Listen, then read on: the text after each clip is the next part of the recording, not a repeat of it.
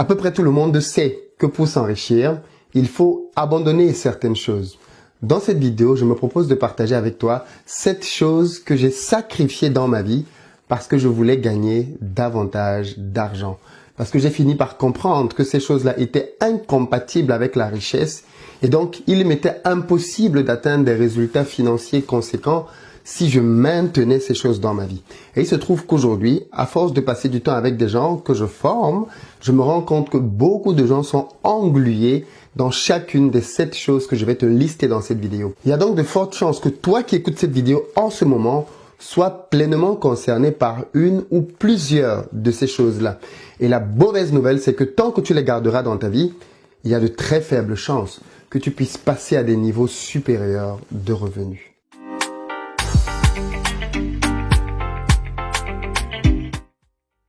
Salut à toi et bienvenue sur ma chaîne, moi c'est Philippe Simo et ici je parle d'entrepreneuriat et d'investissement parce que je suis convaincu que ce sont les deux piliers sur lesquels les Africains doivent s'appuyer pour faire émerger leur continent. Donc si toi aussi tu veux faire partie de cette belle aventure, 2 choses à faire. La première, abonne-toi à cette chaîne et active les notifications pour être informé de l'apparition de nos nombreuses vidéos hebdomadaires qui vont te donner du contenu business comme celle-ci pour t'aider à réussir dans les affaires. La deuxième, va dans la barre de description, clique sur le lien pour recevoir gratuitement le petit livret que j'ai écrit intitulé 10 bonnes raisons de devenir entrepreneur. C'est un tout petit livret qui se lit rapidement et qui va te permettre de te bâtir un bon mindset pour t'aider à te lancer et à réussir dans les affaires. Alors petit rappel, si tu ne l'as pas encore fait, va rapidement dans la barre de description pour prendre ta place pour nos prochaines journées de formation en présentiel.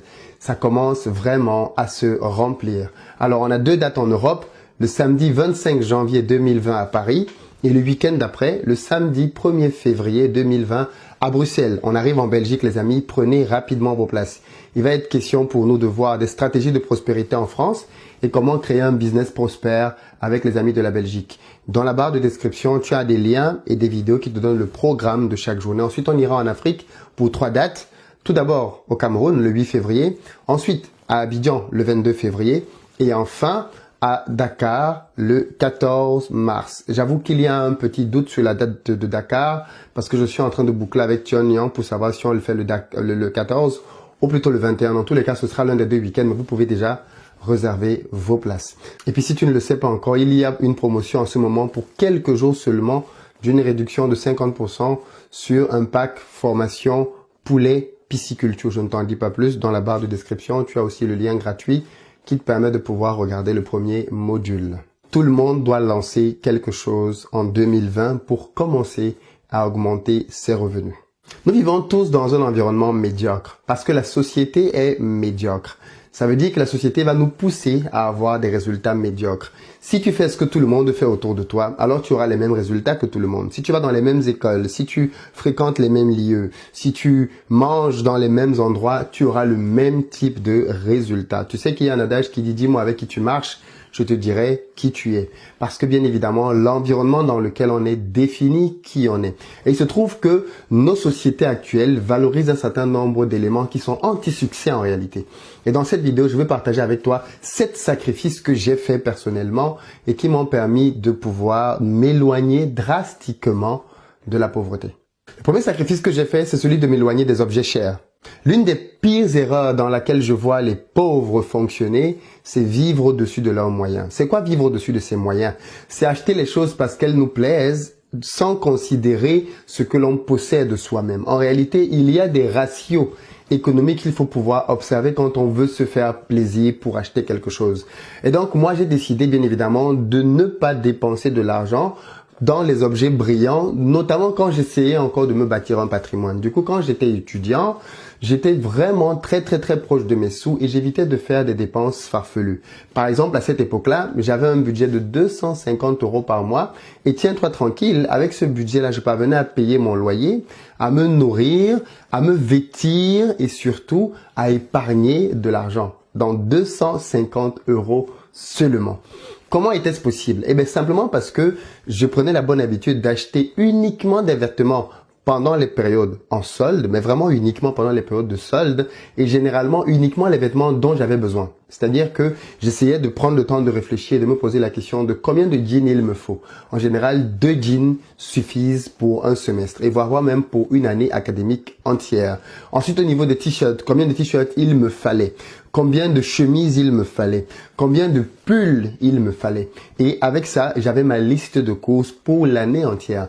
Je m'en foutais éperdument du fait de devoir porter plusieurs fois la même chemise tant qu'elle était propre, ou alors de porter le même jean tant qu'il était propre. L'idéal pour moi, c'était bien évidemment d'être propre sur moi. Et puis basta, le reste n'avait pas d'importance. Je ne m'encombrais pas non plus de téléphones chers ou même d'ordinateurs hyper chers à cette époque-là. Parce que bien évidemment, ce qui importait pour moi, c'était d'épargner au maximum. Et ça, c'est un piège dans lequel beaucoup de gens tombent tout le temps.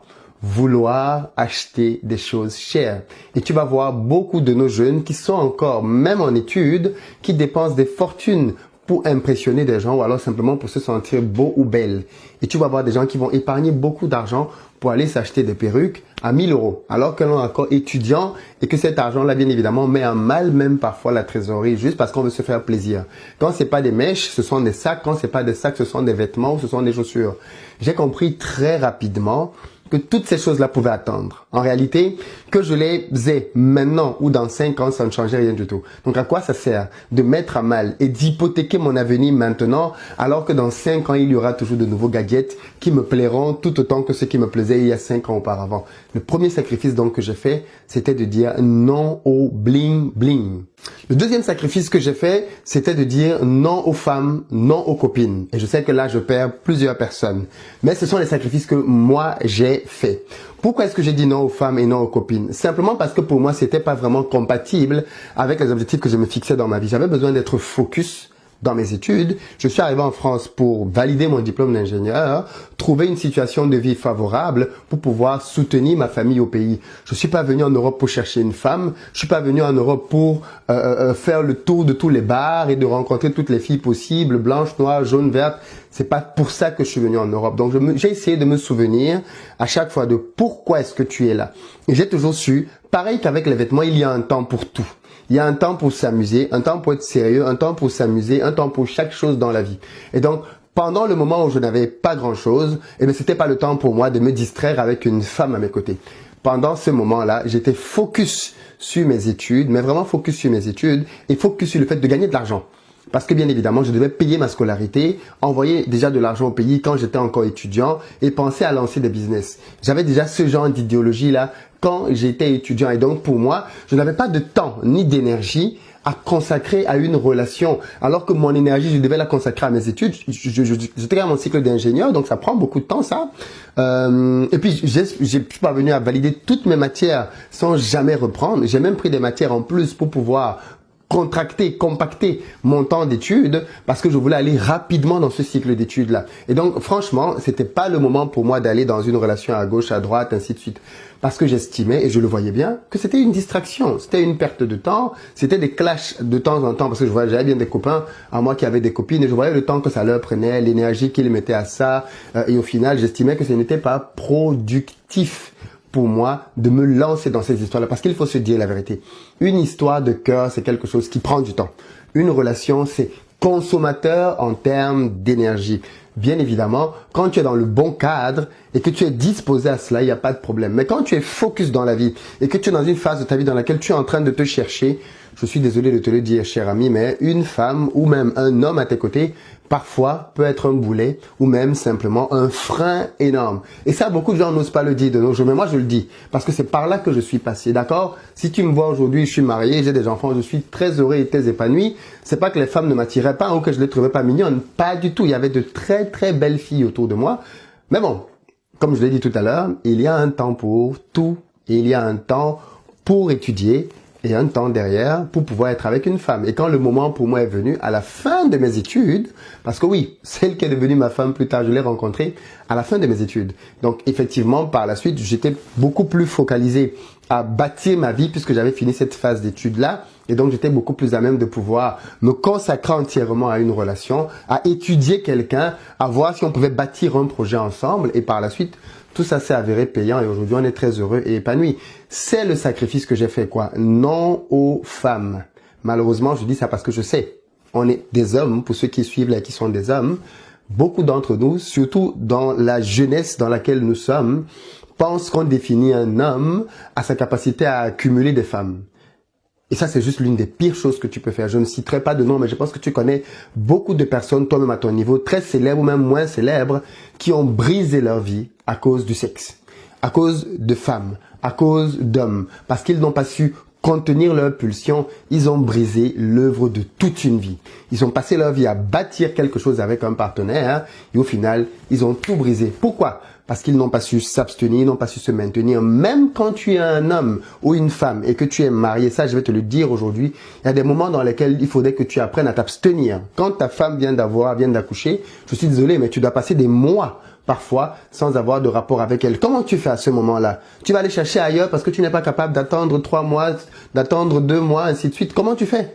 Parce que je vois déjà quelques-uns qui se disent « Oui, mais non, comment tu fais pour patienter autant ?» Eh bien, je suis désolé. La phase dans ma vie dans laquelle je me suis focalisé justement à autre chose qu'aux femmes a été aussi une phase dans laquelle j'ai appris à avoir le contrôle sur mon corps. Et j'ai lu tellement de livres et tellement de témoignages de personnes très influentes qui disaient que l'un des grands pièges de tous ceux qui veulent réussir, c'est le sexe. Et ça, je te le dis en toute transparence. Si tu ne sais pas gérer cet aspect de ta vie-là, c'est lui qui va te détruire. Parce que je sais aussi que beaucoup de petits malins veulent devenir riches parce qu'ils se disent qu'avec la richesse, ils vont pouvoir accumuler encore le nombre de femmes avec lesquelles ils vont pouvoir aller. Tu peux le faire si tu veux. Mais la réalité est que tous ceux qui sont passés par ce chemin avant toi, qu'est-ce qu'ils ont bâti? Qu'est-ce qu'ils ont bâti en termes de vie familiale? Aller faire la jet set à gauche, à droite. Ok, mais qu'est-ce qu'ils ont bâti? Regarde bien, même ces personnes-là que tu pouvais admirer il y a 5 ans, il y a 10 ans, qui passaient leur temps à aller en soirée ou en boîte de nuit. Quand tu vois ce qu'ils sont devenus aujourd'hui, est-ce que c'est ce que tu as envie de devenir? Si la réponse est non, pourquoi tu veux emprunter le même chemin? Pourquoi? Pourquoi tu veux emprunter le même chemin? En tout cas, clairement, moi, c'est un sacrifice que j'ai fait et je tenais à te le marteler. Les femmes, le sexe, et pareil pour les filles, hein, les hommes, le sexe, toute chose à un temps. Troisième sacrifice que j'ai fait, ce sont les boîtes de nuit. Alors, c'est vraiment dans la même logique que les 2 premiers. Hein. Alors, je vais peut-être même te surprendre, mais de toute ma vie en France, on est là depuis plus de 12 ans, je ne suis jamais allé dans un club, jamais allé dans une boîte de nuit. Parce que je n'ai rien à y faire. C'est un lieu dans lequel on dépense beaucoup d'argent, c'est un lieu dans lequel on va se trémousser, c'est un lieu dans lequel on perd de l'énergie, on perd du temps. Tout ça est très précieux pour moi, tu vois. Et donc, j'estimais que je n'ai rien à foutre là-bas. C'est-à-dire, le samedi, le dimanche, j'ai des exercices à faire, j'ai des devoirs à faire. Si j'ai envie d'atteindre mes objectifs, de rapidement valider toutes mes matières, j'ai beaucoup de choses à faire. Et en plus, moi, j'allais jobber pour pouvoir gagner de l'argent. Donc, quand je rentrais, j'étais fatigué. J'avais pas le temps d'aller m'asseoir dans une boîte de nuit pour aller boire un whisky, boire ceci, boire cela, parce que je savais que ça ne m'avantagerait en rien du tout. Et ça, clairement, je m'en suis éloigné. Mais vraiment éloigné comme la peste. Et clairement, je me suis aussi éloigné de tous les gars et toutes les filles qui avaient pour mode de vie la boîte de nuit. Pourquoi? Parce que j'ai constaté simplement que depuis leurs études, alors attention, je ne dis pas qu'ils n'ont pas réussi leurs études parce qu'ils n'allaient pas en boîte de nuit. Si, certains ont réussi leurs études en allant en boîte de nuit. Mais j'ai considéré qu'économiquement parlant, et même de manière très simplement personnelle, ça ne m'apportait rien. Moi, j'aime faire des choses qui m'apportent quelque chose, des choses qui me font évoluer, des choses qui me font grandir. Aller en boîte de nuit ne m'apporte rien du tout. Mais vraiment rien du tout. Ceux qui disent que c'est un moyen de se distraire, c'est l'un des pires moyens de se distraire. Parce que les gens qui vont en boîte de nuit, généralement, boivent de l'alcool. Et quand tu bois de l'alcool, qu'est-ce qui se passe? Généralement, ils sont sous. Et qu'est-ce qui se passe quand tu es sous? Tu perds le contrôle. Et qu'est-ce qui se passe quand tu perds le contrôle? Tu fais des choses que tu regrettes. Je ne compte pas le nombre de filles qui ont fait des choses atroces parce qu'elles avaient bu un peu d'alcool, le nombre de filles même malheureusement qui ont été abusées parce qu'elles avaient bu de l'alcool dans ce genre de milieu-là. Donc franchement, je ne vois pas du tout et je ne voyais pas du tout en quoi est-ce que ce type d'endroit-là était profitable, quoi. Si je voulais m'amuser, rigoler avec des copains et tout ce que tu veux, je le faisais dans une ambiance maîtrisée. Chez moi ou chez un copain, on achète à manger, on se fait plaisir, on met de la musique, on chante, on danse, on est fatigué, on dort et le lendemain, la vie recommence.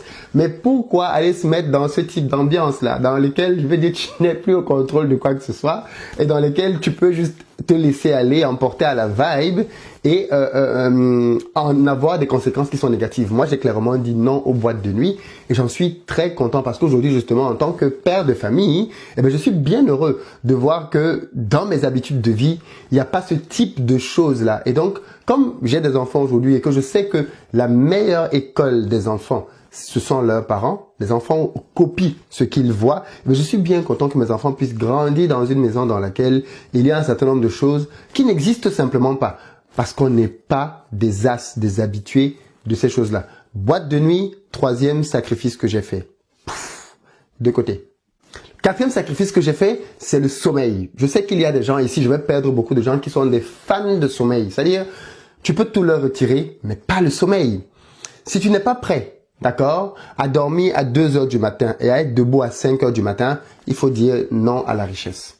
Parce que toutes les personnes qui ont gagné beaucoup d'argent et qui ont même bâti des choses qui les passionnaient dans leur vie vont te dire qu'à un moment donné, elles n'ont plus compté les heures. Elles ont travaillé de manière acharnée. Elles ont travaillé avec beaucoup de conviction, beaucoup de force parce qu'elles voulaient atteindre certains objectifs. Si tu n'es pas prêt au stade là où tu es aujourd'hui à payer ce type de prix-là, il faut simplement laisser tomber. Parce que clairement, tu es en train de passer à côté de quelque chose de super important. Le sommeil, c'est bien pour se reposer, bien évidemment. Moi, il y a des moments où je dors beaucoup parce que j'ai besoin de récupérer. Mais il faut que tu sois en mesure de pouvoir dormir 3 heures, 5 heures, 6 heures, parfois pendant 1 semaine, 2 semaines, parce que tu es en train de struggle, tu es en train de lutter pour pouvoir accomplir quelque chose. C'est comme ça que les choses se passent. Mais si tu n'es pas prêt à faire un pas sur le sommeil, eh ben, je suis désolé pour toi, ça risque de te coûter très très cher. En tout cas, moi, j'ai sacrifié beaucoup d'heures de sommeil et jusqu'aujourd'hui, quand c'est nécessaire, je n'hésite pas à le faire. La cinquième chose que j'ai cessé de faire, c'est blâmer la France. Tu sais, quand on vient d'un pays colonisé comme nous, les Africains francophones, on a tendance à mettre la France comme responsable et coupable de tout ce qui se passe chez nous. Alors que bien des fois, ce n'est pas la France qui est responsable de certaines réalités qui nous arrivent. Et donc, j'ai fini par prendre conscience que si je voulais que les choses changent dans ma vie, il fallait que je réalise que le principal responsable, c'était moi. C'est moi qui suis responsable de ma vie. Ce n'est pas la France. Je ne peux pas donner ce pouvoir-là à quelqu'un d'autre de pouvoir décider de ma vie et de mon quotidien. Je suis responsable de ma vie. Et donc, en tant que responsable de ma vie, je pose les actes, je fais les choix adéquats à cela. Et donc, ça veut dire que comme c'est moi qui suis responsable de ma vie, eh ben, c'est moi qui suis responsable de trouver des solutions. Ce n'est pas une manière d'effacer l'esclavage ou d'effacer la colonisation. Je suis bien conscient de tout cela et je sais bien quelles sont les répercussions que tout cela a dans notre économie et dans notre vie aujourd'hui. Mais à l'échelle individuelle, ce n'est pas la France qui m'empêche de pouvoir étudier. C'est pas la France qui m'empêche de pouvoir lancer un business. C'est pas la France qui m'empêche de pouvoir créer une structure dans mon pays. C'est pas la France qui m'empêche de pouvoir investir dans l'agriculture, dans l'élevage. La France n'empêche pas du tout ça. Donc, il n'y a pas de raison que je sois aujourd'hui en train de rendre la France, ou alors l'État, ou alors les présidents corrompus, ou alors les dictateurs, ou alors je sais pas trop qui d'autre, responsable de ma situation personnelle. Que ces personnes-là puissent être responsables de ce que l'économie nationale ne soit pas forcément bonne, oui, pourquoi pas. Mais ce ne sont pas eux qui sont responsables de ce qui m'arrive à moi ou des choix que je peux poser au quotidien. C'est pas la France, c'est pas mon père, c'est pas ma mère, c'est pas l'État, c'est pas les dictateurs et tout ce que tu veux d'autre. C'est moi le responsable. Et ça, quand j'ai changé ma mentalité par rapport à ça, oh combien ça m'a fait du bien parce que j'ai commencé à travailler de manière acharnée en sachant que je n'avais personne sur qui m'appuyer. Je devais compter uniquement sur moi-même pour atteindre mes résultats. Et là, bien évidemment, en ayant pris conscience de ce niveau de responsabilité-là, tout a changé pour moi. Le 6e sacrifice que j'ai dû faire, c'est abandonner l'impatience. Quand on est jeune, on veut tout de suite, maintenant. On est ce que l'on appelle la génération micro-ondes. Moi, c'est comme ça que je l'appelle. Tu mets au micro-ondes, 2 minutes après, c'est prêt. Voilà comment on est. C'est-à-dire que on ne veut plus prendre le temps de faire les choses. Warren Buffett a dit une phrase un jour qui était très drôle, mais très forte. Il a dit, tu n'auras pas un bébé parce que tu as couché avec 9 femmes en un mois. Non, non. Un bébé, c'est 9 mois d'attente. Et malheureusement, beaucoup de personnes font ça justement. Ils essaient de coucher avec 9, 18 femmes en pensant que c'est parce qu'ils auront couché avec 9 ou 18 femmes qu'ils auront 1 ou 2 bébés en un mois. Ce n'est pas possible. Il faut que tu t'armes de patience. Parce que la réussite, c'est quelque chose qui prend du temps.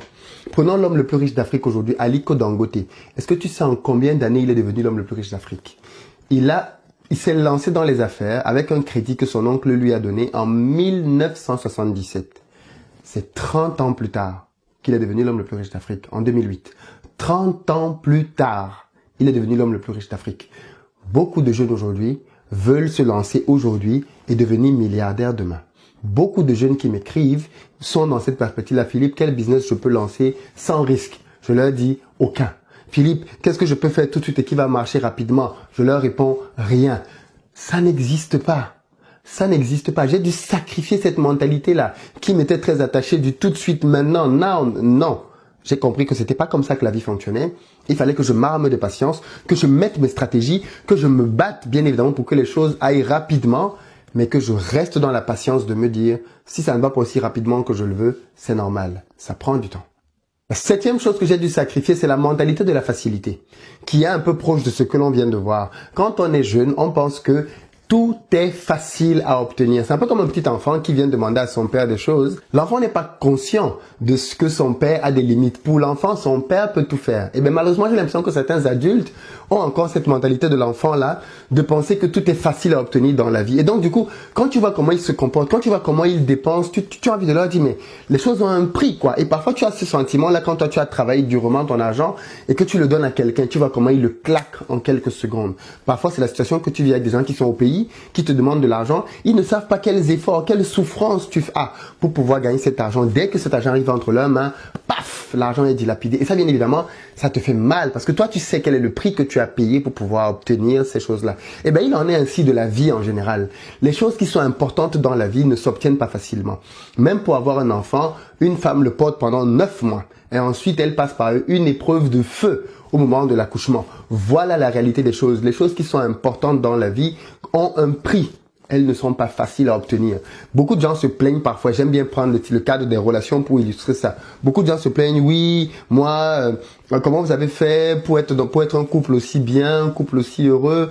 Je lui dis non, mon ami. On est passé par plusieurs baptêmes de feu. Ça a été difficile. Tout couple stable, tout ce qui est stable, toute entreprise stable, tout couple stable, tout ce qui est stable aujourd'hui et qui est beau à regarder est passé par un ou plusieurs baptêmes de feu. Le problème de beaucoup de gens, c'est que quand ça commence à chauffer là, ils n'ont qu'une envie, c'est arrêter. Quand ça commence à chauffer, ils veulent arrêter l'entreprise. Ils te disent non, franchement, c'est pas pour moi, j'ai essayé, on m'a frappé, on m'a arnaqué, j'arrête. Non, non, non, non, non, ça c'est pour les losers. Pareil pour les couples, dès qu'on se chamaille un peu, oh non, franchement, il ne m'aime plus, elle ne m'aime plus, oh X, Y, Z, on arrête. Génération micro-ondes. Il faut que tout soit prêt tout de suite et prêt à l'emploi. Eh bien, c'est pas comme ça la vie, les amis. Vous prendrez les couples, vous prendrez les entreprises qui ont duré dans le temps, ils vont vous dire qu'ils sont passés par des vagues de turbulences dans lesquelles ils pensaient qu'ils allaient arrêter parce que tout était fermé. Pareil pour les couples. Ils vont te dire on est arrivé à un stade là où franchement, on ne sait même pas pourquoi on s'est pas séparés, tellement rien ne marchait. Et pourtant, c'est au cœur même de toutes ces difficultés-là que les vraies choses se bâtissent. Donc quand c'est difficile, c'est normal. Ainsi va la vie. Fuis la facilité. Va vers le chemin de la vie parce que c'est le chemin des difficultés. Aucun champion n'est victorieux sans adversaire valable. Aucun. Retiens bien cela. Si tu veux être un champion, ça veut dire que tu as vaincu. Et tu as vaincu les montagnes de ta propre vie. Voilà le chemin que je te souhaite dans tous les cas. Alors on arrive au terme de cette vidéo et puis je te propose de me dire dans les commentaires avec lequel de ces 7 sacrifices tu as peut-être du mal. Est-ce que tu te bats aujourd'hui avec l'un d'entre eux? Es-tu d'accord avec tous les 7 ou alors pour toi, il y a des choses que tu n'es pas prêt à sacrifier? Partage-moi ça dans les commentaires. Et puis toi, à ton niveau, quels sont les sacrifices que tu as déjà faits dans ta vie aujourd'hui et vers lesquels tu as envie d'aller pour le futur? Partage-moi aussi ça dans les commentaires. Et puis surtout, partage cette vidéo aux gens qui ont besoin d'entendre ce message. Quelqu'un passe peut-être par un moment difficile. Donne-lui cette vidéo pour qu'elle l'encourage et qu'il comprenne que la difficulté par laquelle il passe dans sa vie, dans ses affaires, elle est normale. Et c'est en dépassant ça qu'il va devenir ou qu'elle va devenir une championne. Le trophée, la récompense, elle est à la fin de la course. Il faut terminer la course pour pouvoir mériter la médaille. Partage la vidéo, laisse-moi un commentaire et puis à très bientôt.